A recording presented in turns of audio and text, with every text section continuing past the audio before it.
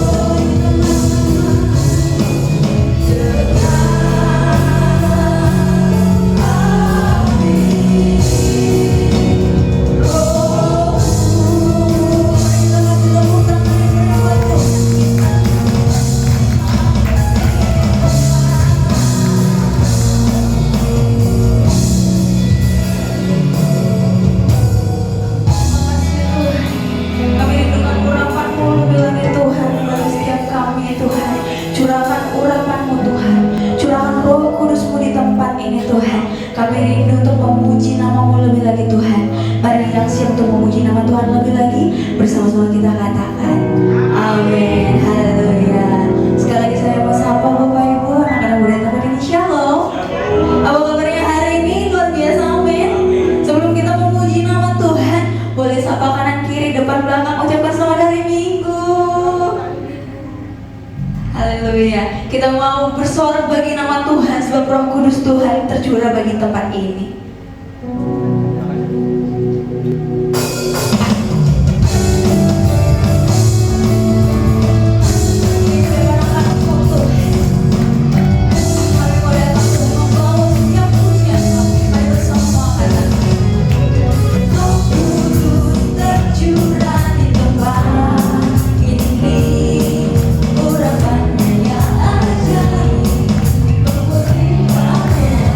Roh Kudus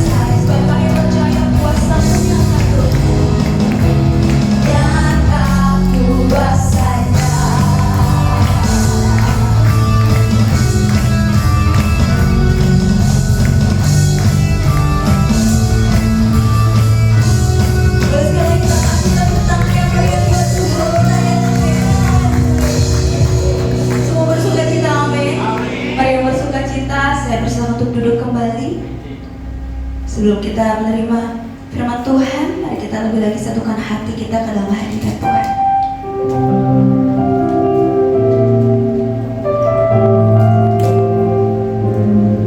Terima kasih Tuhan. Oh, segala Roh Kudus-Mu yang tercurah bagi tempat ini Tuhan.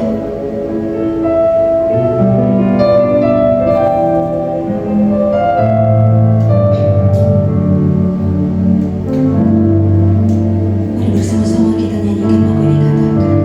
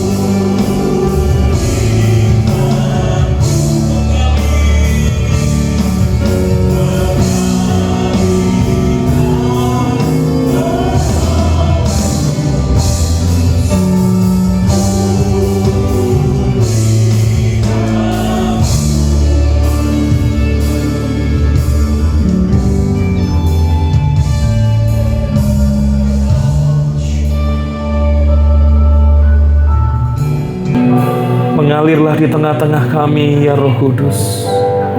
Biarlah kuasa-Mu menaungi setiap kami. Api Roh-Mu tercurah atas setiap kami. Terima kasih Tuhan, terima kasih. Dan biarlah sungguh kami semua boleh menikmati lawatan Tuhan. Kami semua boleh dikobarkan dengan api-Mu. Dan kami semua boleh menikmati kuasa-Mu atas kami Tuhan. Terima kasih Tuhan, terima kasih. Roh Kudus bekerjalah secara bebas di tengah-tengah kami. Dan saat ini Tuhan, ketika kami akan merenungkan firman-Mu, berbicara di tengah kami, urapi mulut lidah bibir hamba-Mu, dan urapi setiap kami yang merenungkan firman-Mu, agar setiap kami Tuhan boleh menangkap apa yang menjadi isi hati-Mu bagi kami. Terima kasih Tuhan. Dan hanya di dalam nama Tuhan Yesus Kristus, setiap kita yang siap merenungkan firman Tuhan, kita semua sama-sama katakan amin. Silakan duduk kembali jemaat Tuhan. Haleluya. Wow. Kita bersyukur hadirat Tuhan dahsyat luar biasa di tengah-tengah kita. Dan apalagi secara khusus jika 1 tahun ini tema kita Revival in the End Times. Kita menikmati kuasa lawatan Tuhan, kuasa api Roh Kudus tercurah atas kita. Yang setuju mari kita boleh lambaikan tangan kita. Boleh kita berikan tepuk tangan sorak-sorai yang termeriah bagi kuasa Tuhan yang besar melimpah atas kita. Amin, amin. Ya. Nah, Bapak Ibu Saudara-saudari, kita bersyukur di tengah-tengah kita boleh menikmati lawatan Tuhan, hadirat Tuhan. Dan di tengah-tengah kita sepanjang 1 tahun ini tema Revival in the End Times. Mari bersama-sama sekarang kita mau menangkap apa yang menjadi isi hati Tuhan bagi kita saat ini. Ya, dan mari tema firman Tuhan hari ini yang saya ingin sampaikan kepada setiap kita. Hari ini kita mengambil tema berdoa sampai api Tuhan turun. Berdoa sampai api Tuhan turun. Ya. Nah, Bapak Ibu Saudara-saudari, berbicara mengenai tema ini, Bapak Ibu Saudara-saudari, saya itu teringat begitu ya. Bagaimana kita bayangkan kalau seorang cowok mendekati seorang cewek, sudah jadian, sudah pacaran, tapi nanti cowoknya tanya sama ceweknya, misalnya gitu ya, kamu sayang aku nggak? Gitu kan? Si ceweknya diem aja,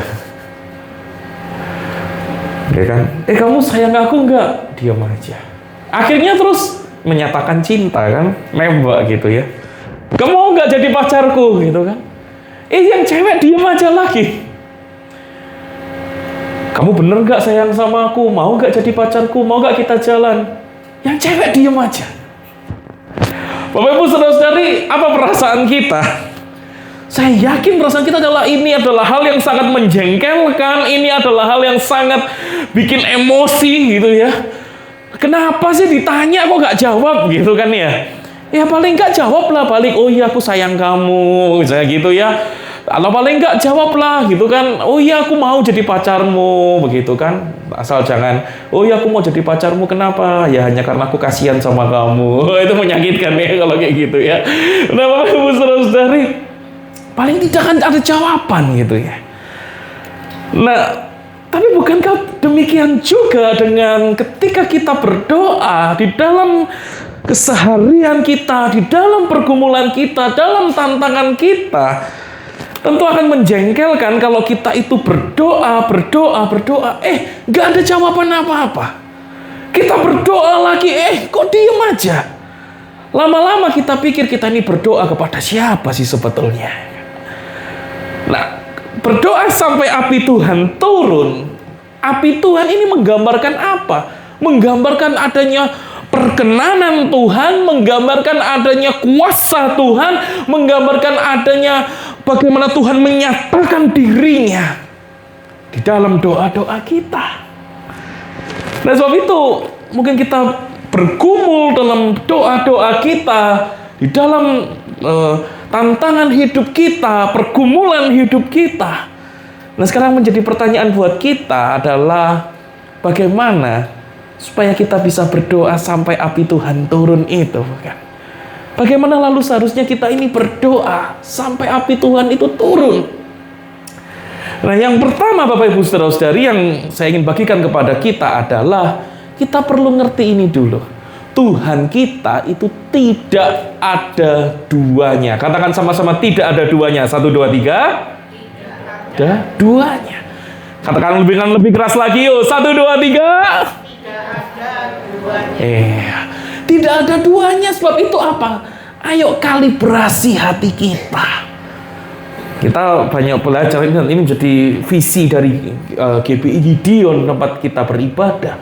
Bagaimana hati kita itu dikalibrasi ulang, hati kita ditransformasi ulang.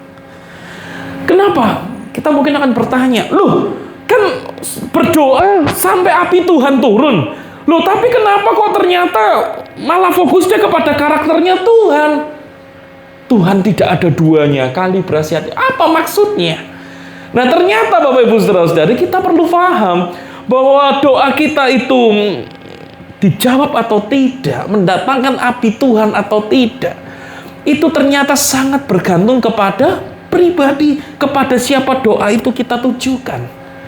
Kalau tadi katakan cowok dan ceweknya ya, ternyata cowok ngomong sama ceweknya, kamu sayang aku enggak? Kamu sayang aku enggak? Enggak dijawab gitu kan. Ternyata diam-diam si cewek ini misalnya ya, ternyata dia tuli gitu Bapak Ibu Saudara-saudari ya. Dia punya penyakit tuli gitu kan.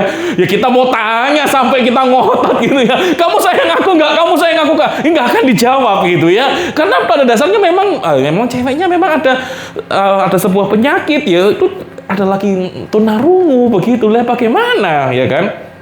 Nah, ternyata itu bergantung bukan hanya melulu pada kita menyatakan isi hati kita mengomunikasikan isi hati kita, enggak itu saja, tetapi kepada pribadi, kepada siapa kita tujukan.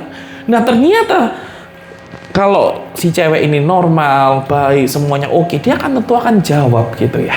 Demikian juga ketika kita itu menyampaikan kepada Tuhan, itu sangat bergantung kepada kemana kita mengarahkan doa kita, yaitu kepada Tuhan yang tidak ada duanya. Nah, mari kita akan lihat ya, di dalam 1 Raja-Raja 18 ayat yang ke-20 sampai dengan 29. Saya minta tolong untuk media boleh bantu menampilkan ayat demi ayat ya. 1 Raja-Raja ayat 18. Sekarang kita mulai lihat ayat yang ke-20 terlebih dahulu sampai nanti ayat yang sampai dengan ayat yang ke-29.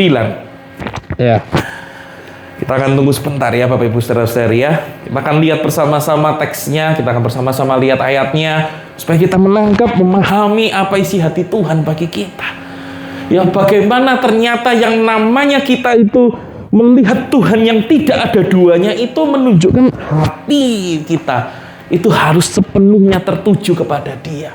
Doa itu bukan hanya berhenti sampai kepada doa saja, tetapi itu disertai dengan hati kita, dengan sikap hati kita. Nah, ya mari kita akan lihat. 1 Raja-Raja ayat 18 sampai dengan pasal 18 ayat yang ke-20 berkata seperti ini. Ahab mengirim orang ke seluruh Israel dan mengumpulkan nabi-nabi itu ke gunung Karmel, ya. Nah, sebab itu ayat yang berikutnya, ayat yang ke-21. Sorry, tadi ya, sebentar ya, ayat yang habisnya ayat yang ke-20.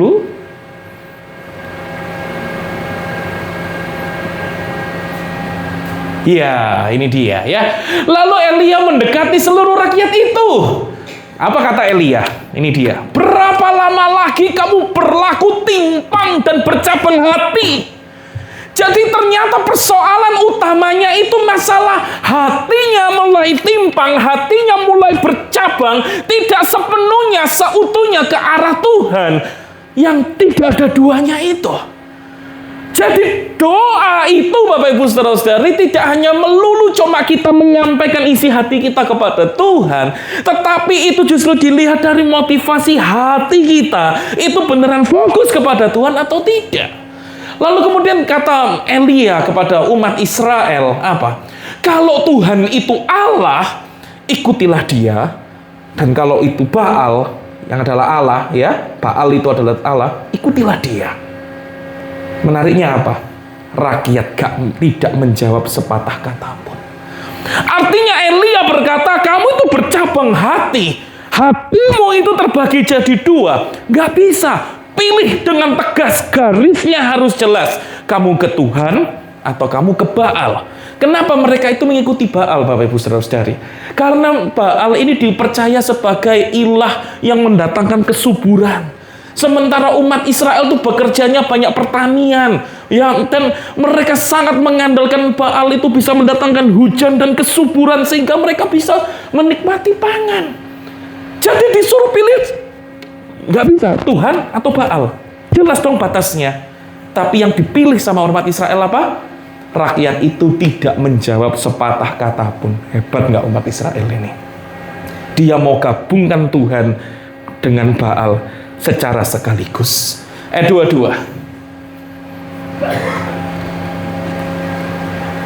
Lalu Elia berkata kepada rakyat itu, hanya aku seorang diri yang tinggal sebagai nabi Tuhan. Padahal nabi-nabi Baal itu ada berapa? 450 orang banyaknya. Elia tahu dia punya Tuhan yang tidak terbandingi, yang gak ada duanya. Dia nggak bisa dibandingkan dengan Baal ataupun ilah-ilah yang lain, ya kan? Makanya kita dengar lagunya Bapak Ibu Saudara ya. Sebab kau besar, perbuatanmu ajaib, tiada seperti engkau. Tiada seperti engkau. Artinya nggak ada satupun pribadi yang bisa dibandingkan dengan pribadinya Tuhan itu.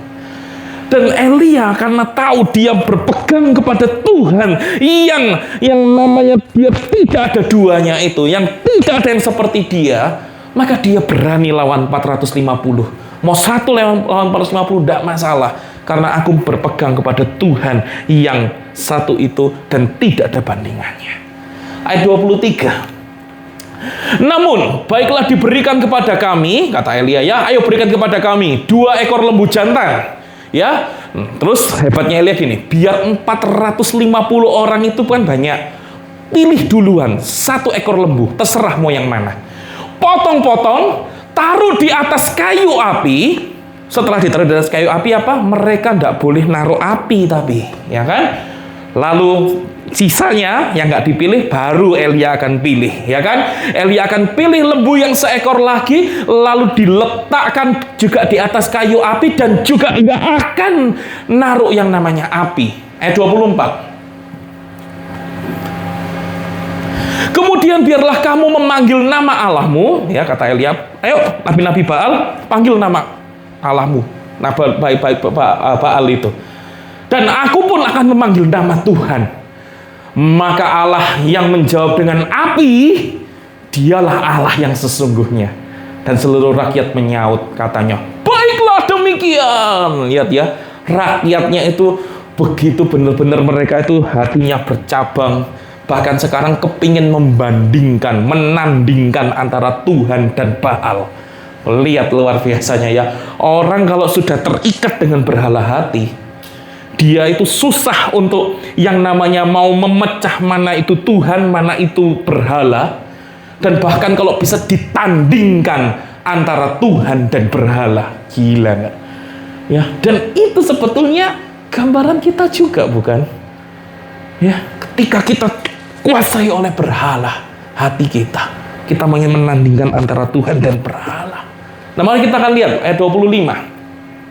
Kemudian Elia berkata kepada nabi-nabi Baal itu, Elia bilang apa?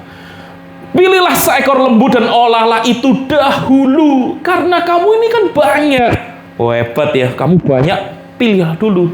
Ya, sesudah itu panggillah nama Allahmu, panggillah, tetapi kamu tidak boleh menaruh api. Ya. Kemudian ayat yang ke-26, tadi kata panggil sudah muncul. Lihat ayat yang ke-26 ya. Mereka mengambil lembu, 450 Nabi Baal ini mengambil lembu yang diberikan kepada mereka, mengolah dan memanggil nama Baal. Dari kapan? Pagi sampai tengah hari. Ya, memanggil, menjawab, ini menjadi kata kunci dari teks ini Bapak Ibu Saudara-saudari, menunjukkan bahwa Tuhan yang sesungguhnya, yang sejati, yang tiada bandingannya itu siapa? Apakah Yahweh itu atau Baal itu? Ya kan? Lalu jawab 450 Nabi Baal itu bersorak apa? Berseru apa? Ya Baal, jawablah kami. Mereka memanggil, ya Baal, jawablah kami. Tapi lihat menariknya apa? Dikatakan, nggak ada suara, nggak ada yang jawab. Ya, sementara itu mereka berjingkat-jingkat di sekeliling mezbah yang mereka buat itu terus. Dan sampai sore nggak ada suara, nggak ada yang menjawab. Ayat 27. Pada waktu tengah hari Elia mulai mengejek mereka, katanya, panggil lebih keras. Bukankah dia itu Allah? Baal itu kan Allah. Ayo panggil. Mungkin dia itu sedang merenung. Mungkin dia itu sedang ada urusannya. Mungkin dia itu sedang berpergian. Barangkali tidur. Belum terjaga. Diejek habis-habisan ya. Ayat 28. Maka apa yang terjadi? Panas hati mereka. Ya, waduh, berhalanya mereka itu disenggol gitu ya. Waduh, panas 450 nabi Baal itu. Mereka memanggil lebih keras lagi sampai melukai dirinya, menoreh-noreh dengan pedang dan tombak seperti kebiasaan mereka sampai darah itu bercucuran dari tubuh mereka. Ayat 29. Sesudah lewat tengah hari, mereka tuh justru apa? Malah kerasukan gitu ya. Sampai waktu mempersembahkan korban petang, apa yang terjadi? Tetap tidak ada suara, tidak ada yang menjawab, tidak ada tanda perhatian dari Baal kepada mereka. Kembalikan ke PPT, minta tolong. Bapak Ibu saudara-saudari, apa yang terjadi? Justru di sini kita melihat, Bapak Ibu saudara-saudari, ternyata belum bisa ternyata yang namanya Tuhan kita, yang kita kenal melalui Tuhan Yesus, yang kita panggil dia Bapa, itu memang sungguh-sungguh Tuhan yang tidak ada duanya. Tidak ada yang bisa menandingi dia. Tidak ada yang seperti dia. Nah, Bapak Ibu saudara-saudari, berbicara soal keunikan Allah ini ya, itu memang saya baru benar-benar sadar juga mengenai juga keunikan seseorang itu kapan? Pada waktu saya SMA gitu ya, saya baru nyadar keunikan seseorang itu kenapa? Di waktu SMA itu kami masuk di sebuah kelas, sempat ya di sebuah kelas yang dulu kelas 1 SMA, sekarang kelas 10 SMA. Itu begitu dekat raket karena ada sebuah kejadian lah di dalam kelas itu. Bertengkar hebat dengan gurunya, bertengkar hebat dengan sesama murid, dan terus ada guru BP yang wah pokoknya begitulah ya. Tapi gara-gara itu akhirnya kami tuh begitu dekat satu sama lain gitu ya. Satu kelas itu begitu dekat sekali. Itu di gereja. Itu di sekolah gitu ya. Itu di sekolah. Nah, bagaimana dengan di gereja? Di gereja, saya juga pada waktu itu mengalami masa-masa yang namanya persekutuan remaja, persekutuan kaum muda. Waduh, itu juga begitu raket, begitu dekat. Wah, merasa punya kakak rohani, punya rasa saudara-saudara rohani gitu ya. Bahkan kalau saya ingat kalau dulu itu memperkenalkan sesama anggota remaja ya, sesama anggota kaum muda, bukan, oh ya ini teman persekutuan remajaku, ini teman, enggak gitu ya. Kita membesuk satu orang yang sakit, dia mengenalkan kepada keluarganya, dia bilang ke kita, oh yang ini ini apa masku, ini mbakku, ini kokoku, ini ceceku, ini adikku ya. Ini jadi dia sebut itu semua seperti namanya keluarga semua sudahan gitu ya. Bapak Ibu saudara-saudari, itu begitu raket, begitu dekat. Nah, baru kerasanya pada waktu apa? Pada waktu setelah lulus SMA. Itu rasanya mulai kehilangan orang-orang seperti itu. Selama SMA kan deket ya, raket dengan teman-teman SMA. Akhirnya mulai kehilangan.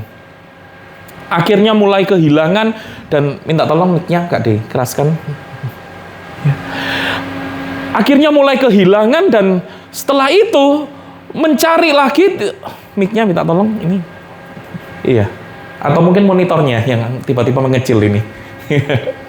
Ya, dan pada waktu itu akhirnya mencari orang-orang itu, Bapak Ibu saudara-saudari, melihat orang lain, teman-teman di kuliah ya, kadang itu bisa rasa gini, oh ya itu mirip sih sama temanku yang SMA itu.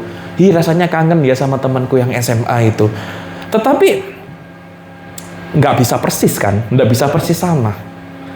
Begitu juga pada waktu saya dari remaja itu di Malang, lalu saya kuliah itu kan pindah Surabaya. Lihat orang itu, lihat gereja itu bisa, oh ya mungkin persis ya sama temanku di persekutuan remaja dulu. Tapi kan tetap beda. Nah, berjalannya waktu Bapak Ibu Saudara-saudari, apa yang terjadi? Tetap tidak bisa menemukan orang-orang yang persis seperti teman-teman SMA itu, dan tidak menemukan orang-orang yang persis seperti pada waktu di persekutuan remaja itu. Berjalannya waktu, kita mungkin boleh kembali ke kelas. Sampai di kelas pun palingan cuma dilihat apa? Oh iya, kelasnya sama ya. Papan tulisnya di situ, bangkunya di situ, dulu duduknya di situ. Tapi isi orang-orangnya sudah beda, angkatannya sudah beda, memorinya semua sudah beda. Semua kan tinggal kenangan gitu ya. Nanti balik pergi ke gereja juga sama begitu. Mereka yang dulu di persekutuan remaja sudah dewasa semua, sudah saling menikah, punya anak, sudah tidak ada di tempat itu. Paling yang bisa dilihat apa? Oh iya, itu persekutuan remajanya ya. Wah iya ya, indah ya. Dulu kalau aku dulu juga WL di situ, aku pelayanan di situ, aku duduk di kursi jemaat situ. Tapi sudah beda orang-orangnya.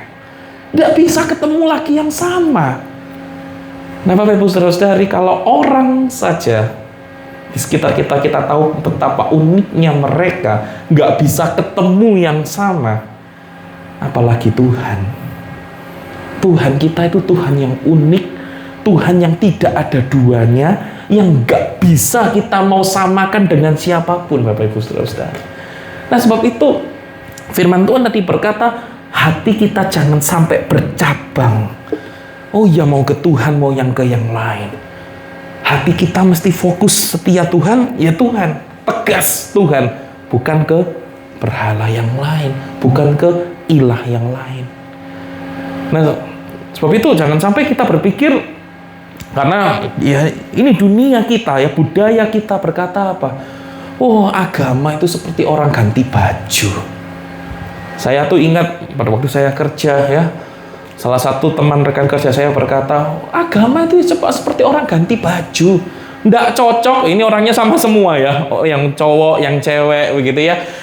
Yang laki, yang perempuan. Ini semua sama orangnya. Hanya ganti pakaian. Lalu teman saya itu berkata, iya kan agama itu cuma seperti orang ganti baju. Nggak cocok, ya sudah dilepas, gantilah yang lain. Nggak cocok, dilepaslah ganti yang lain. Hei, firman Tuhan berkata, Tuhan, ya Tuhan yang kita sembah, yang kita kenal melalui Yesus Kristus Tuhan, yang kepadanya kita bisa memanggil Dia Bapa, itu tidak ada duanya. Sehingga ketika kita berdoa, kita ingin sampai api Tuhan turun, pastikan hati kita itu bukan hanya cuma tampaknya berdoa, tapi hati kita tidak bercabang hati. Fokusnya sama Tuhan yang hidup. Lalu kita berkata, oh enggak kok, aku enggak pindah agama. Ya kan, baju yang dimaksud ini bukan ganti agama, enggak, setia kepada Tuhan ya. Setia kepada Tuhan Yesus, setia kepada Bapa, Putra, Roh Kudus. Amin. Haleluya ya. Nah, Bapak Ibu Saudara-saudari, tetapi ternyata diam-diam apa yang terjadi? Kita menggantikan Tuhan, kita begitu merasa tertolong ketika kita punya yang namanya ketika kita punya yang namanya kuasa, jabatan, power tinggi, entah di organisasi, entah di kampus, entah itu di pekerjaan kita, punya jabatan yang tinggi, dan kita begitu terlalu merasa berharga ketika itu ada, sehingga kita berkata, oh pergumulan hidupku semua bisa diselesaikan ketika aku punya jabatan ini. Dan akhirnya kita seperti orang yang ganti baju. Tuhan kita taruh, kita ganti baju yang lain, yaitu baju kekuasaan diri kita. Akhirnya kalau tidak, lalu kita mulai dengan cara apa? Oh, kita terlalu mengandalkan yang namanya kontrol. Wah, aku bikin perencanaan yang luar biasa, menata masa depanku luar biasa. Dan akhirnya Bapak Ibu Saudara-saudari, kita mempercayakan hidup kita ketika ada masalah, problem, pergumulan, ya kita doa, tapi sesungguhnya kita nggak sungguh-sungguh doa. Hati kita mengandalkan yang namanya apa? Kontrol. Kita bisa tata masa depan kita. Kita pikir itu jauh lebih hebat dari Tuhan. Lalu apa lagi? Wah, kita ganti baju lagi kita dengan apa? Dengan relasi. Oh, ketika aku punya banyak teman, mereka orang-orang hebat, mereka orang-orang bertalenta, mereka orang-orang kaya, mereka orang-orang yang punya banyak koneksi. Wah, kita merasa kita hebat dan kita mampu, kita sanggup untuk lanjutkan terus hidup kita. Ya. Dan akhirnya kita melepas itu baju yang namanya Tuhan. Kita doa, tapi sebetulnya hati kita lebih mengandalkan relasi, koneksi. Dan apalagi kita merasa mungkin diri kita akan terlalu berharga, terlalu tertolong ketika kita punya banyak uang. Karena dengan banyak uang di situ kita bisa merasakan namanya kenyamanan, ya. Beli mobil levelnya Alphard ke atas, begitu ya. Nanti beli rumah levelnya tingkat 30 ke atas, gitu ya. Nggak terima level cuma punya rumah 1 lantai. Wow, punya 30 lantai kalau bisa apartemen semua dibeli, gitu ya. Senyaman mungkin yang bisa dicapai. Dan akhirnya ternyata ketika kita berdoa, hati kita tidak sungguh-sungguh kepada Tuhan, tapi kita bercabang hati mengandalkan kenyamanan kita, mengandalkan keuangan kita. Bapak Ibu Saudara-saudari, tetapi di tengah segala kegelisahan hati kita yang seperti itu, di tengah segala bercabangnya hati kita yang seperti itu, kita bersyukur kita punya Tuhan Yesus yang Dia berkata, tidak ada siapapun yang dapat datang kepada Bapa kalau tidak melalui aku. Di bawah kolong langit ini tidak ada satu nama pun yang berolehnya kita beroleh keselamatan selain hanya di dalam nama Yesus. Yang artinya apa? Bahkan keunikan Bapa itu di perjanjian lama itu terus digenapi, ditegaskan oleh Yesus Kristus Tuhan. Sebab itu kita bisa tahu, oh iya, melalui Tuhan Yesus gak ada yang lain yang bisa menandingi Dia. Kita mau kalibrasi ulang hati kita, yang teguhkan, jangan bercabang hati ya hanya kepada Yesus. Berdoa kepada Yesus, menyembah Yesus, ya arah tujuan hidup kita, hati kita jelas lurus kepada Tuhan kita Yesus Kristus, karena hanya Dia yang sanggup menjawab setiap doa-doa kita, dan Dia sanggup memberi yang terbaik bagi setiap kita. Yang setuju katakan amin. Mari kita berikan tepuk tangan sorak-sorai yang meriah, yang terbaik bagi Tuhan Allah kita. Haleluya. Ya. Sebab itu pastikan ketika kita berdoa kita tidak bercabang hati. Kita kalibrasi hati kita lurus kepada Tuhan. Hanya Dia yang sanggup. Dan Bapak Ibu Saudara-saudari, kita bersyukur ya karena Dia sungguh membuktikan Dia Tuhan yang hidup. Dia Tuhan yang satu-satunya yang tidak ada yang seperti Dia. Yang pertama Bapak Ibu Saudara-saudari ya.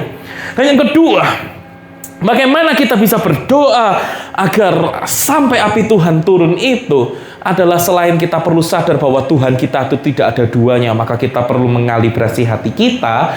Dan yang kedua adalah kita perlu tahu bahwa Tuhan kita itu maha kuasa. Katakan sama-sama maha kuasa. 1, 2, 3. Dengan lebih keras. 1, 2, 3. Ya, maha kuasa. Sebab itu apa? Kalibrasi iman kita. Kalibrasi iman kita bukan saja kita mengkalibrasi hati kita, tapi juga sekarang iman kita. Dia bukan hanya yang satu-satunya yang tidak ada duanya, tapi bahkan kuasanya itu luar biasa. Minta tolong tim media boleh menyiapkan satu raja-raja Ya, pasal yang ke-18 kita lihat ayat yang ke-30 sekarang. Apa yang firman Tuhan ajarkan mengenai ini ya? Di ayat yang ke-30 dikatakan apa? Kata Elia kepada seluruh rakyat itu, datanglah dekat kepadaku. Ya, tadi kan 450 Nabi Baal semua sudah gagal, fail gitu ya. Nah, sekarang saatnya Elia. Elia berkata, datanglah dekat kepadaku. Maka mendekatlah seluruh rakyat itu kepadanya. Lalu dikatakan apa? Elia memperbaiki mezbah Tuhan yang telah diruntuhkan itu. Dia mengalibrasi imannya kembali. Mezbah Tuhan yang telah runtuh itu diperbaiki lagi. Lalu kemudian ayat 31. Kemudian Elia mengambil 12 batu menurut jumlah suku keturunan Yakub. Kepada Yakub ini telah datang firman Tuhan, engkau akan bernama Israel. Nah, ayat 32. Apa yang dilakukan dengan 12 batu itu? Elia mendirikan 12 batu itu jadi apa? Jadi mezbah demi nama Tuhan. Dan membuat suatu parit sekeliling mezbah itu yang dapat memuat 2 sukat benih. Ya, dia mendirikan 12 batu Israel itu menjadi mezbah demi nama Tuhan, yang artinya dia ingin berkata kepada umat Israel yang terdiri dari 12 suku itu, ayo kalibrasi imanmu kembali, utuhkan imanmu kembali, arahkan imanmu kembali, bangkitkan imanmu kembali kepada siapa? Kepada Tuhan, demi nama Tuhan. Balik kepada Tuhan. Ayat 33. Lalu Elia itu menyusun kayu api. Dia memotong lembu itu dan menaruh potongan-potongan di atas kayu api itu. Ayat 34. Sudah dipotong lembunya, ditaruh kayu-kayu apinya. Sesudah itu Elia berkata apa? Wah, luar biasa. Tadi perjanjiannya cuma taruh binatang di atas kayu api, tapi jangan dikasih api. Ini yang Elia lakukan sekarang apa? Dia bilang begini, penuhilah 4 buyung dengan air, tuangkan 4 buyung itu ke atas korban bakaran itu, ke atas api itu, dan kemudian buatlah lagi kedua kalinya seperti itu. Jadi 4 tambah 4, 8 buyung air. Perbuat begitu untuk kedua kalinya, kemudian katanya berbuat lagi 3 kalinya. Ayo 3 kali, 12 buyung air dipenuhi, dan mereka berbuat begitu untuk ketiga kalinya. Ayat 35. Sehingga air itu mengalir keliling mezbah itu, bahkan parit itu penuh dengan air. Yang artinya Elia ingin berkata apa kepada umat Israel? Ini jelas harusnya tidak akan bisa terbakar. Kalau sampai ada api yang bisa bakar ini mezbah, itu benar-benar karya Tuhan yang luar biasa, yang maha kuasa, yang dahsyat. Tadi nggak ada airnya saja, Nabi-nabi Baal tuh nggak sanggup kok menurunkan api dari langit bakar itu. Tapi kalau ini sekarang diisi air begitu banyak sampai mengalir penuh, kalau itu terbakar, itu murni karena pekerjaan Tuhan yang dahsyat, hebat, yang maha kuasa itu. Ayat 36, apa yang terjadi?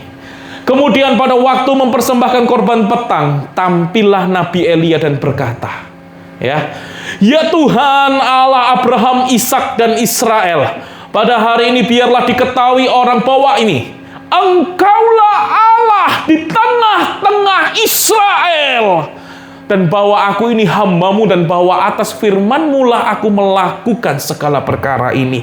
Jadi dia sungguh-sungguh ingin mengatakan kepada umat Israel, kalibrasi imanmu kembali kepada Allah, sebab dialah Allah Israel. Ayat 37, jawablah aku, ingat kata mendengar, menjawab jadi kata kunci dari bagian teks ini. Jawablah aku ya Tuhan. Kalau tadi 450, lihat banyaknya orang. Mereka berdoa, jawablah aku ya Baal. Gak ada jawaban, tidak ada suara. Sekarang cuma 1 orang, dan dia berkata, jawablah aku ya Tuhan, jawablah aku, supaya bangsa ini mengetahui bahwa Engkaulah Allah ya Tuhan. Engkaulah yang membuat hati mereka tobat kembali. Jadi sungguh-sungguh menekankan, ayo kalibrasi imanmu lagi umat Israel, umat Tuhan. Kalibrasi imanmu lagi. Ayat 38 apa yang terjadi? Lalu turunlah api Tuhan menyambar habis korban bakaran. Sampai di titik ini aja sudah mengalahkan 450 Nabi Baal. Tetapi ternyata yang disambar habis oleh api Tuhan itu bukan hanya korban bakarannya saja. Sampai kayu apinya, sampai batu-batunya, sampai tanahnya, sampai air yang ada dalam parit itu habis semua dijilat oleh api Tuhan. Betapa maha kuasanya, betapa dahsyatnya, betapa hebatnya Tuhan kita itu. Sebab itu firman Tuhan berkata, kalibrasi iman kita kembali. Kita pikir kita berdoa itu tergantung pada kitanya. Oh, jumlah makin banyak, makin besar kuasanya. Bapak Ibu saudara-saudari, mau sebanyak apapun orang yang berdoa, kalau tidak diarahkan kepada Tuhan yang diperkenalkan oleh Tuhan Yesus, yang kita kepadanya memanggil itu Bapa, tidak akan terjawab. Api itu tidak akan turun. Mau berdoa makin lama, makin akan mengobarkan api. Mau kita selama apapun, selama itu nggak kita arahkan kepada pribadi Tuhan yang benar, kepada Yahweh itu, Tuhan yang diperkenalkan oleh Tuhan kita Yesus Kristus, nggak akan ada jawabannya. Oh, kita pikir doa itu harus dengan mengorbankan fisik kita, ya, dengan berjingkat-jingkat, dengan toreh tubuh kita, menyakiti, harus dengan berbagai macam. Selama itu tidak diarahkan kepada Yahweh, Bapa yang kita panggil Bapa itu di dalam Yesus Kristus itu, kobaran api Tuhan tidak akan pernah turun.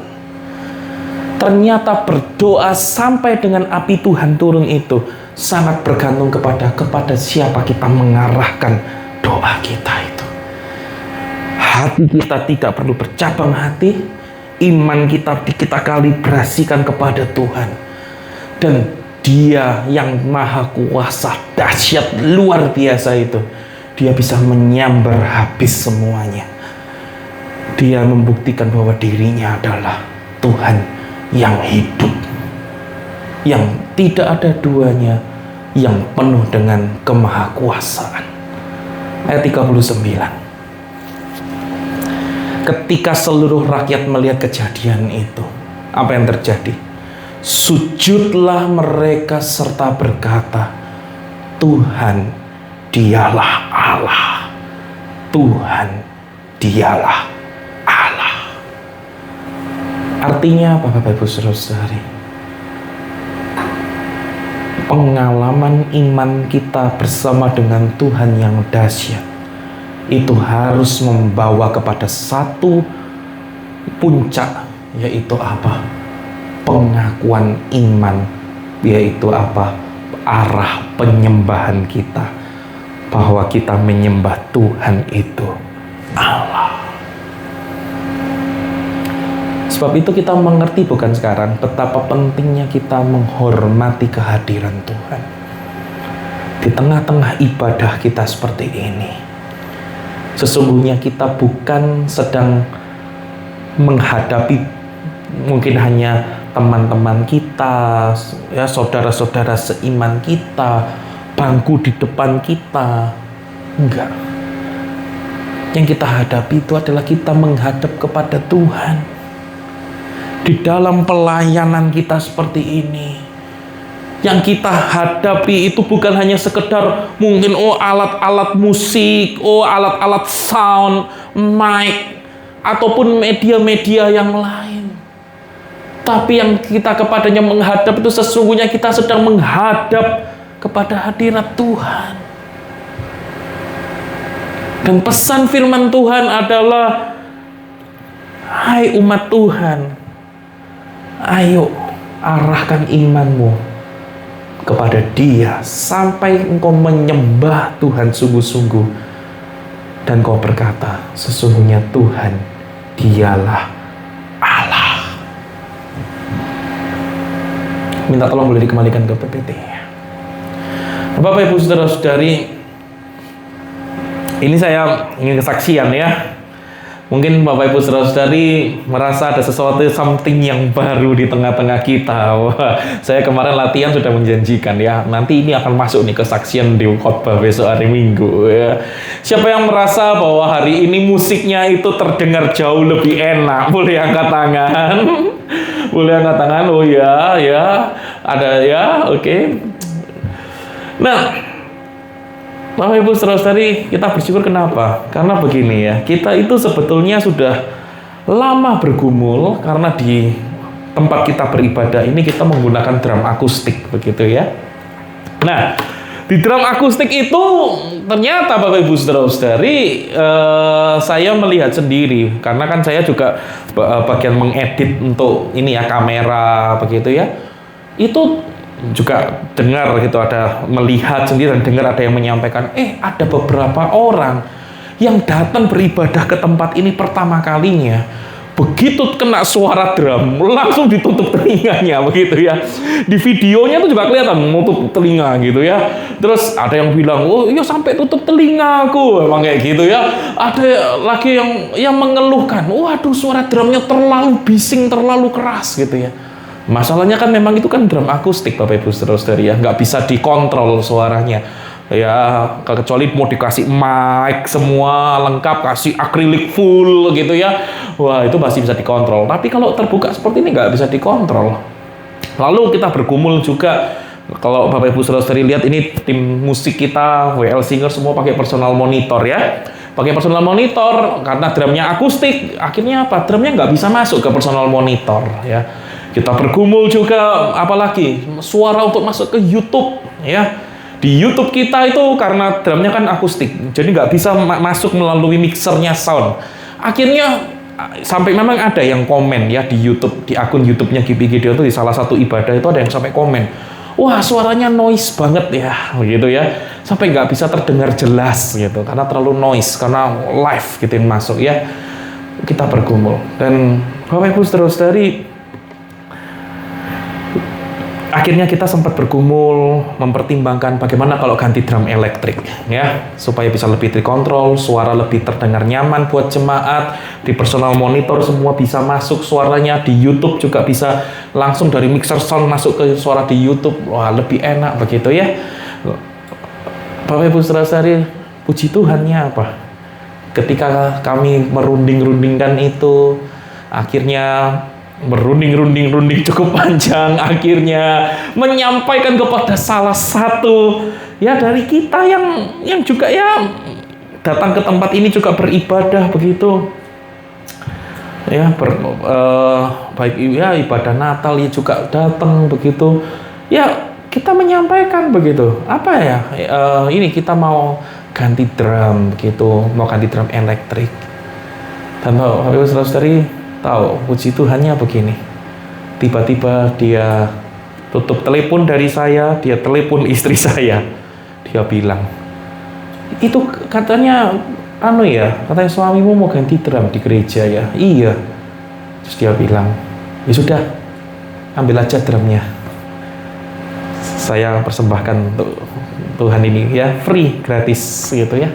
Wih, luar biasa. Itu kami kaget Bapak Ibu Saudara-saudari ya, kami kaget banget. Dan terus langsung saya bilang sama istri saya, ayo sudah diambil sekarang daripada berubah pikiran. Wah gitu ya, sebelum berubah pikiran ayo kita ambil gitu ya Bapak Ibu Saudara-saudari. Wah sudah, kemudian Bapak Ibu Saudara-saudari kita berangkat, kita ambil. Dan memang kami sempat menelepon yang punya gedung hall ini, lalu kita sepakati, oke, jadi memang drum ini puji Tuhannya bukan hanya dipakai oleh gereja kita, tapi kan kita tahu ya gedung ini dipakai oleh beberapa gereja.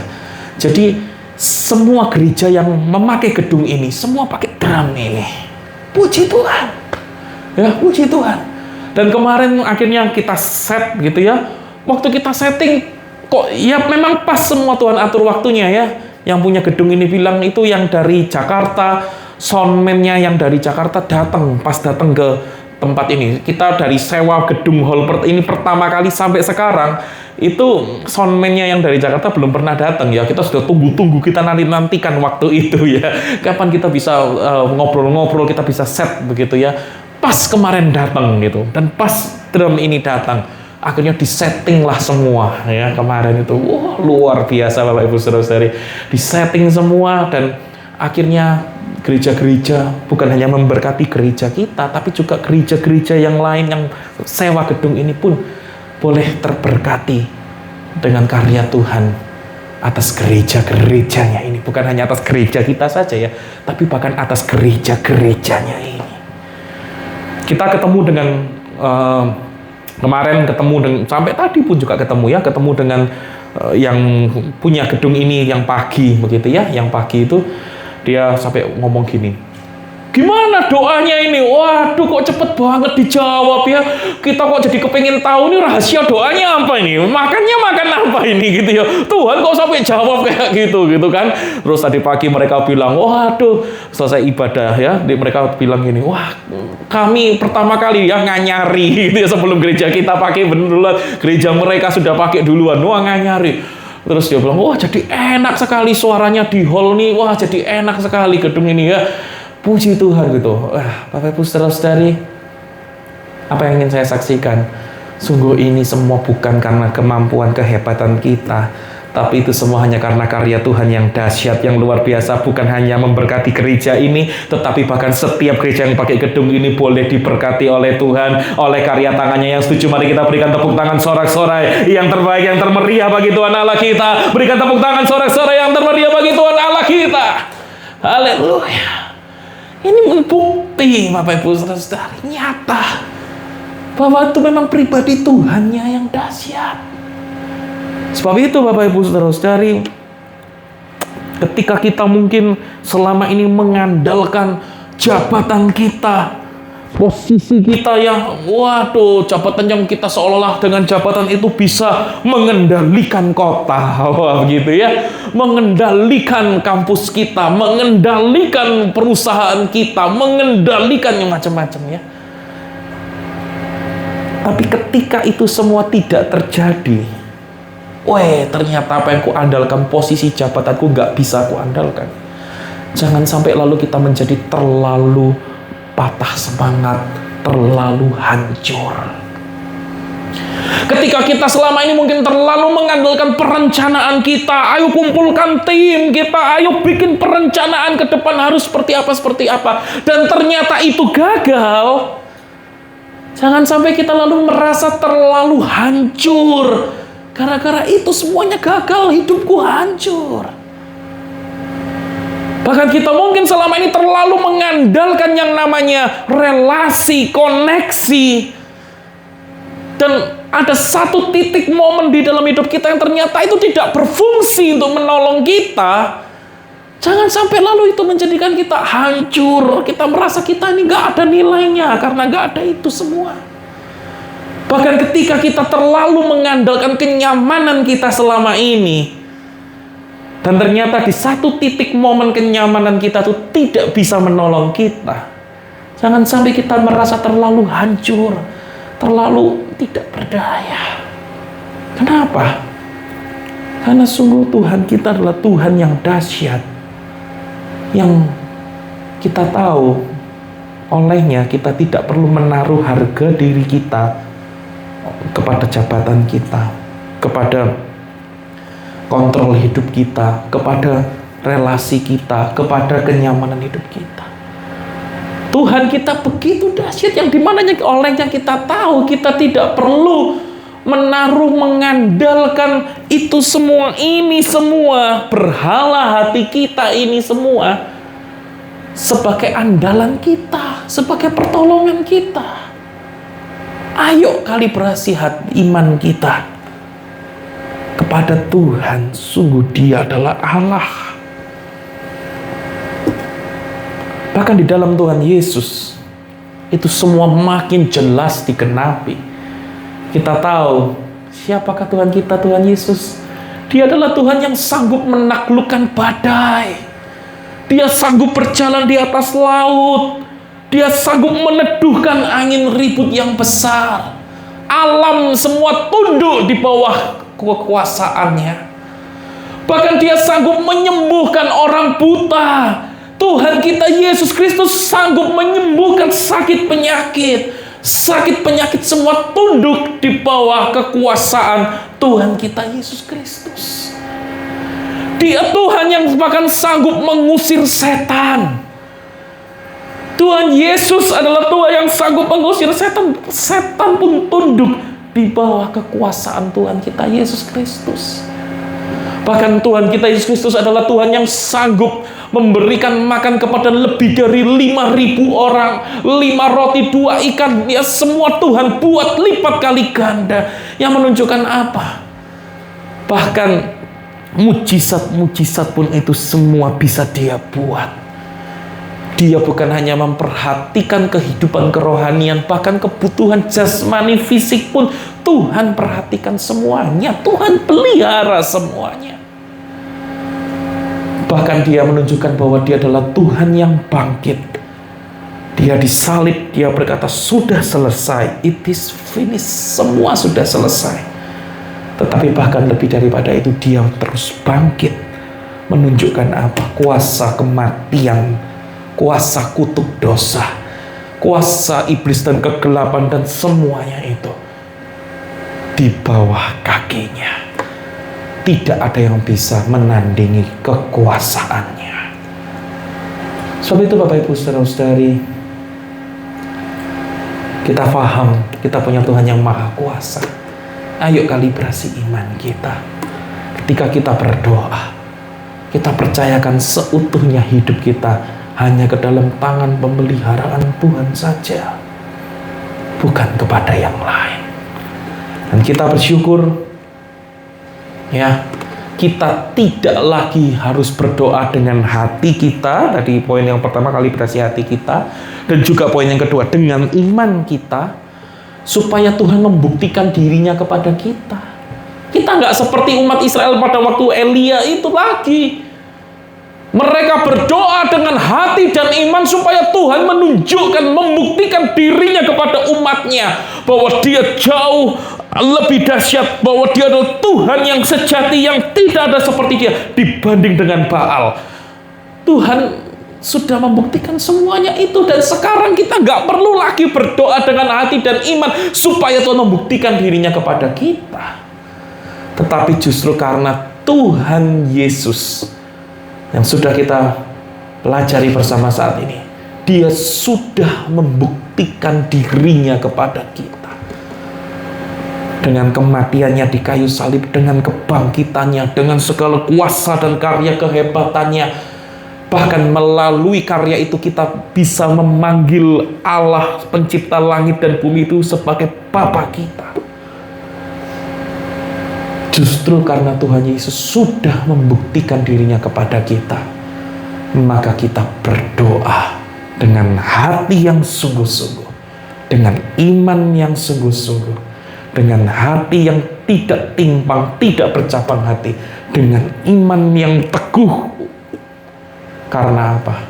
Karena Tuhan Yesus sudah membuktikan bahwa dirinya adalah Tuhan yang luar biasa perkasa, dahsyat, dan Dia mempedulikan kehidupan setiap kita. Yang setuju katakan amin.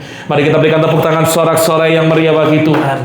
Saya undang pemusik pemuji boleh maju ke depan. Saya undang kita semua boleh bangkit berdiri bersama-sama Bapak Ibu saudara-saudari.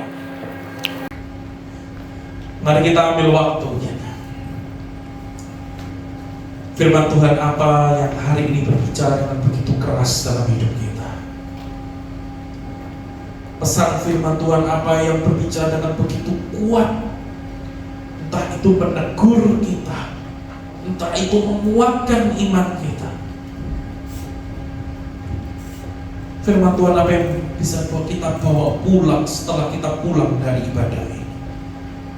Ambil waktu bersama dengan Tuhan.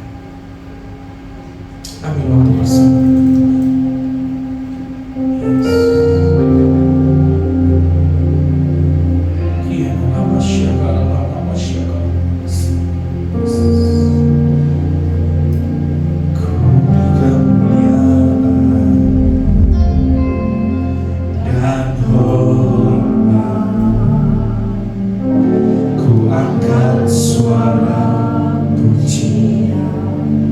Ku agungkan namamu, ku beri kemuliaan dan hormat. Ku angkat suara pujian, ku agungkan namamu.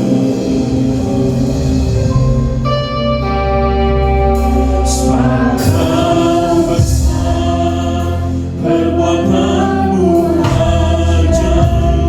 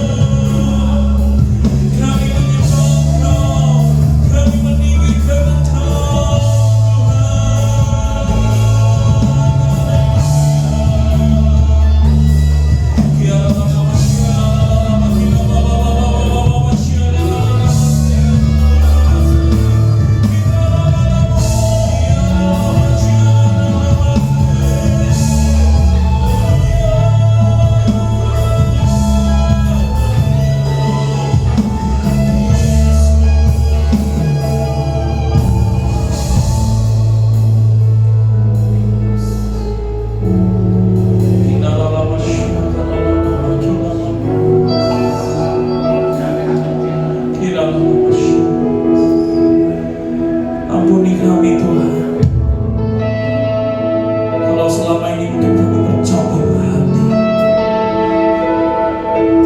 ampuni kami Tuhan.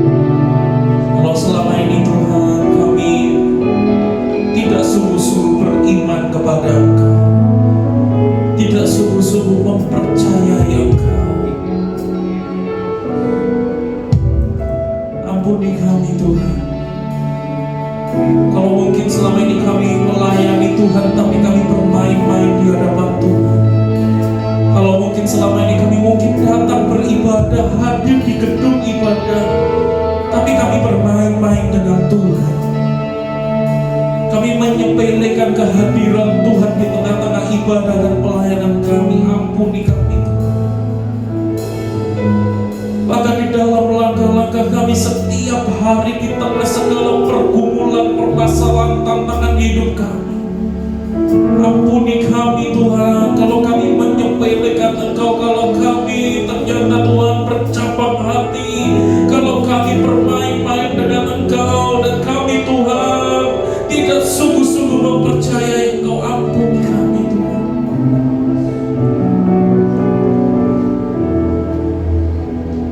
Sebab sungguh Tuhan, firman-Mu meneguhkan kami, tidak ada Tuhan, tidak ada Allah, tidak ada ilah lain yang seperti Engkau.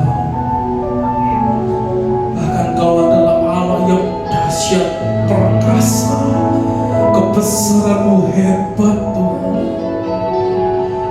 Siapa kami ini? Orang-orang yang berdosa, orang-orang yang seringkali mengecewakan Engkau, orang-orang yang seringkali secara tidak sadar kami berani menantang Tuhan. Siapa kami ini Tuhan?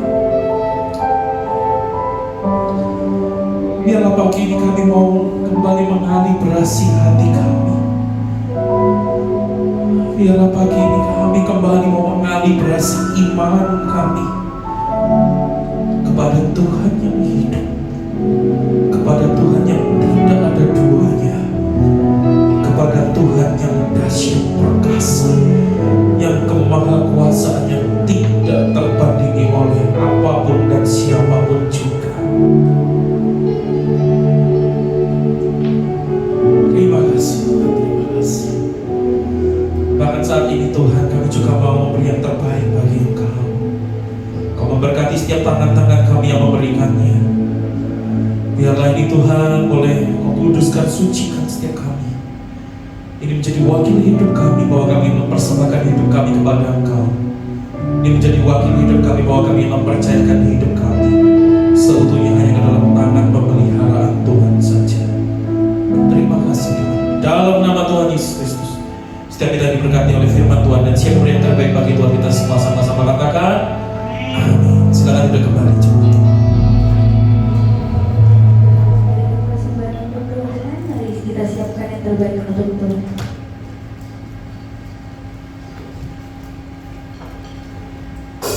Perlindunganku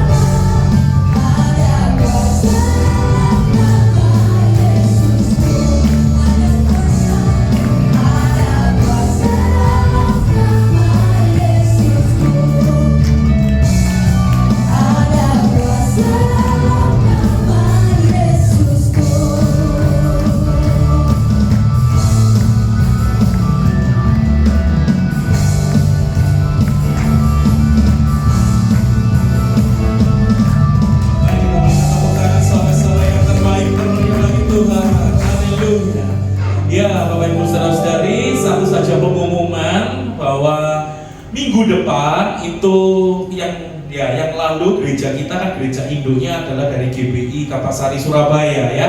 Sekarang memang setelah penabisan gereja kita menjadi gereja yang mandiri. Nah, minggu depan itu GBI Kapasari Surabaya akan merayakan 80 tahun anniversary, begitu ya. 80 tahun anniversary. Nah, sebab itu karena kami juga ya, karena kita dulu juga adalah gereja gembalaan, gereja induk mereka dari induk kita, dan juga sampai sekarang juga gembala pembina, begitu ya. Nah, kami tim gembala akan berangkat ke Surabaya minggu pagi. Sebab itu minggu depan khusus kita akan ibadah di sore hari jam 6 sore, begitu ya. Jadi khusus minggu depan ibadah raya kita akan kita adakan di minggu sore jam 6 sore ya. Sebab itu ajak teman-teman kita, keluarga kita infokan, kita ajak beribadah bersama-sama minggu depan pukul 6 sore ya. Mari bersama-sama sekarang kita mau angkat kedua tangan kita terima berkat Tuhan. Bapak Ibu saudara-saudari, pulanglah, jadilah berkat kemanapun Tuhan mengutus kita. Jadilah terang dimanapun Tuhan membuat kita berada di tempat-tempat itu. Biarlah kita menjadi berkat, menjadi garam, menjadi terang dimanapun kita berada. Dan terimalah berkat Tuhan. Terima kasih daripada Allah Bapa, anugerah daripada Tuhan Yesus Kristus, persekutuan dengan Roh Kudus menyertai kita mulai dari sekarang dan sampai selama-lamanya. Sudah menerima berkat Tuhan, kita semua sama-sama katakan amin. Selamat pulang, Tuhan Yesus memberkati.